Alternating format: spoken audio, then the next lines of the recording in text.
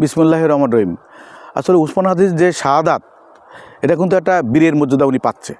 কিন্তু আমরা দেখি এই এই উসমান হাদির মৃত্যুকে ঘিরে কিছু উচ্ছৃঙ্খল মানুষ উসমান হাদিকে উদ্দেশ্য করে ভাঙচুর, রাষ্ট্রকে একটা খারাপ অসহিষ্ণুতার দিকে নিয়ে যাচ্ছে। এটা কিন্তু খুবই দুঃখজনক, কারণ এই দেশটা তো আমাদের।